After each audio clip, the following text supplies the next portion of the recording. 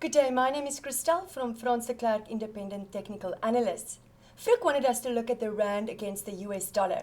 Frick, we can see that there is a beautiful falling wedge formation and that with the rand is trapped within it. But we can see that that week of the 11th of Jan, that high of 1566 was a strong resistance.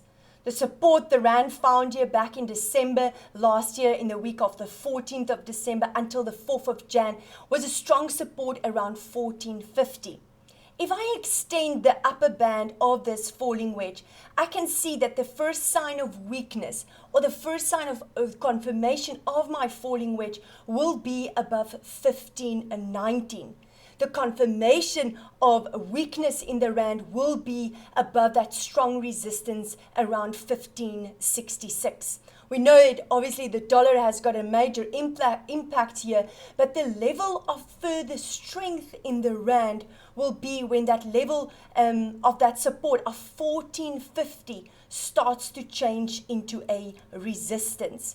What is the upper target of my rand should this falling wedge formation play out? It's the length of the wedge projected upwards from where it will be confirmed, which means my rand can go back to 1712 should this full formation play out. However, I want to remind the viewers that last year we spoke about this inverse cap and handle that could take the rand back to 1340.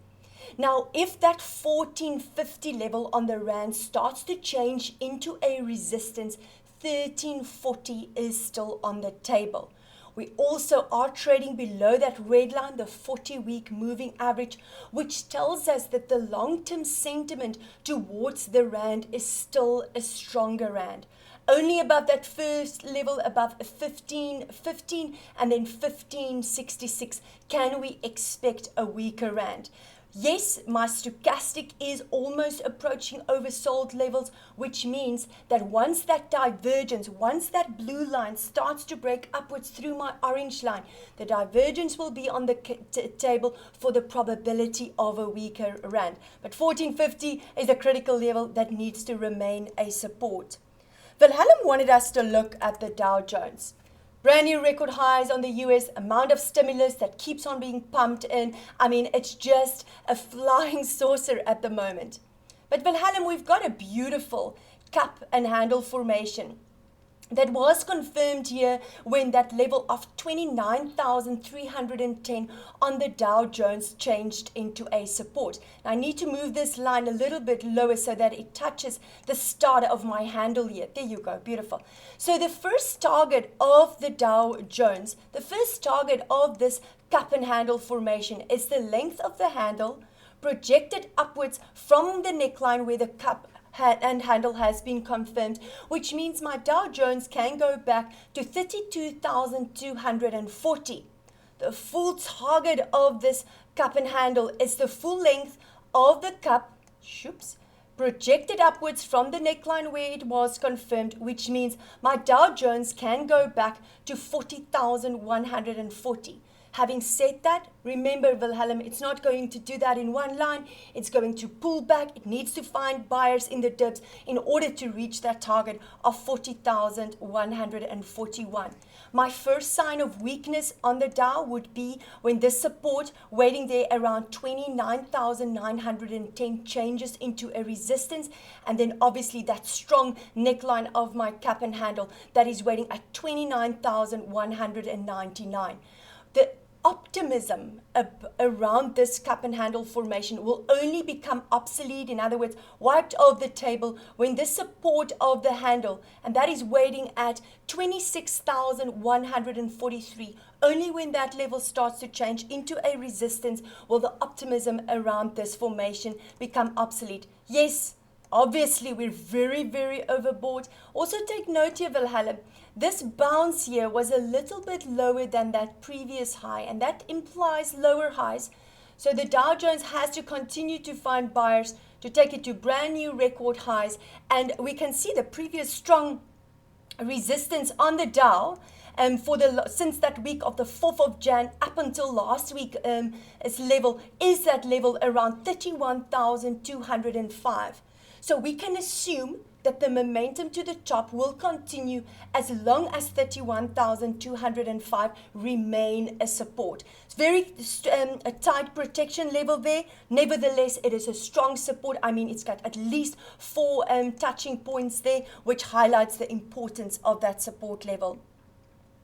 Du Toit wanted us to look at British American Tobacco. Du Toit, I'm not sure if you've seen before that we've mentioned that there is a left shoulder, massive head, and a possible right shoulder.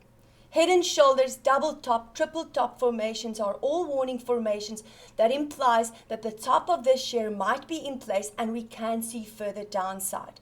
However, Du Toit, if this upper band, if that resistance of the right or my left shoulder, if you're a heart surgeon, this would be your right shoulder, nevertheless, either resistance levels needs to change into a support in order to wipe this formation off the table. What do I mean by that? In other words, I'm going to use a horizontal line here. This support on British American Tobacco, and I'm taking the highest one, at 590 Rand 89 needs to change into a support. The share needs to start to consolidate above that level in order for me to take a sigh of relief and know that this head and shoulder is off the table. Also take note, Du Toit, how close that is to the red line, the 40-week moving average. And that is waiting at 585 Rand 29. Above that, sentiment changes to positive. But as long as the share consolidates below it, the bells are ringing for long-term investors to say, be careful, consider taking profit. This share might reach for lower levels first. Also take note, in this week, and I'm going to give you that level here, look at that technical goodbye kiss. British American Tobacco reached for that 40-week moving average, could not change it into a support and started to retrace. That is extremely negative. And Du Toit, that was in the week of the 28th of September at the level of 627 Rand 90. Where is my neckline waiting for British American Tobacco? My neckline on my head and shoulder formation is waiting there at around 514 Rand and 7 cents. Depending how long my share takes to reach that neckline, it can even be, if I project it, around 512 Rand 80. So keep drawing that line, see where it finds support or changes into a resistance, and then, make your decision. My stochastic is in no man's land. It's sitting on a 49. It's neither here nor there. Not a great place to take profit, and also not a great place to buy a share.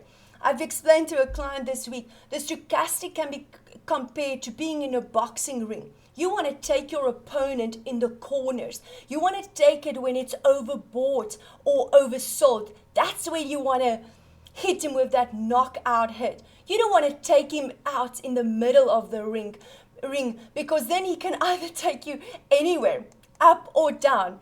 And I assume it will be then the one who had the most protein shakes that will win the race. Nevertheless, take him in the corners and not in the middle of the ring. Jacques wanted us to look at a Remgro.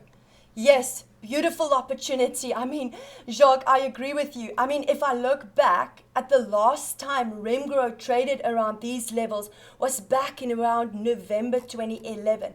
Yes, the share had a beautiful rally to the upside, but we have seen so many cup and handle formations on our graphs lately, and Remgro also is a proud owner of another cup and handle formation. And let me maybe draw that for you. I've got a beautiful cup there, resistance on the neckline, and a beautiful handle. So that resistance, that where my neckline is waiting at 105.07. So my cup and handle will be in play as long as 105 Rand and 7 is on the table and is a support. So what is the target of the cup and handle? It's the conservative length of the handle or the full length. So let's be a bit greedy on Remgro and take the full length of the cup, projected upwards from the neckline where the formation was confirmed, which means my conservative target on Remgro is waiting at 127 Rand 75. I'm looking for a window here for higher levels, Jacques, but I can't see one because windows are always nice targets to the upside that one can use. Where is the strong support on Remgro? It's waiting here at the bottom part of my handle, and that is waiting at 92 Rand 17. Take note, my red line, my 40-week jog has changed into a support. That means the long-term sentiment towards Remgro has changed to positive.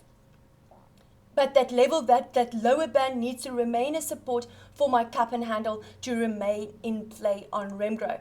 I've mentioned before, I think on Twitter, that one share in the Remgro basket that you need to keep an eye on is Mediclinic, because there is a head and shoulder formation on Mediclinic, and Mediclinic has to start to consolidate above 65 Rand in order to wipe that warning formation of the head and shoulder off the table. So if you look at Remgro, don't forget to look at Mediclinic as well. Jacques wanted us to look at PPC, and there's quite a few viewers that wanted us to look at PPC, but I want to go back to a line graph because this is such a beautiful inverse head and shoulder formation, and such a beautiful technical goodbye kiss that I just had to highlight it. Inverse head and shoulder formation is a turnaround pattern. It tells you that there is that there's higher lows, that there is buyers that have bought the dips, and that the share has found strong support. There's a couple of beautiful things here on PPC, and the first one is the inverse head and shoulder. The left shoulder, beautiful head, right shoulder, and then the share bounced, pulled back. It tested my neckline. It went to exactly that level of my neckline. I'll give you that level now. And then it bounced. And then more importantly, it took out that previous resistance and changed it into a support. So not only the bells, the whistles, the tambourines, and the trumpets are basically screaming, this is a beautiful technical confirmation of a stunning graph. Yes, when will the optimism of this inverse head and shoulder be off the table? When the support of the right shoulder or the support of the left shoulder starts to change into a resistance, and our viewers will know by now, if the 40-week moving average changes into a resistance, that is the warning that the formation or that the long-term sentiment has changed to negative. What is the full target of PPC? It's the length of the head projected of my inverse head and shoulder formation, projected upwards from where my neckline has confirmed it, which means PPC's target is 2.70 Rand on the inverse head and shoulder formation. Yes, it is overbought, so it can easily first pull back, but that strong neckline is waiting at around 1.56 Rand. And this is on a line graph, remember, so that needs to be a closing price. 1.56 Rand is the strong level on PPC that has to remain in place. I also want to draw your attention here, Jacques, to the spike in volume. Now, when a share has a spike in volume and the share price continues to rise after the spike in volume, we assume as technical analysts that there were more buyers than sellers. And that is a good indication. And that's where the saying comes from, where has all the sellers gone? Because suddenly there is only buyers left. And we know that there's only one thing that takes a share price to new highs or to new recent highs, and that is when there are more buyers than sellers. So a spike in volume along with higher lows is a very good indication that this share might be moving from strength to strength. Do not disregard those support levels. At 135, that 40-week moving average is 97 cents, depending on how long you want to hold on and how deep your patience pockets are.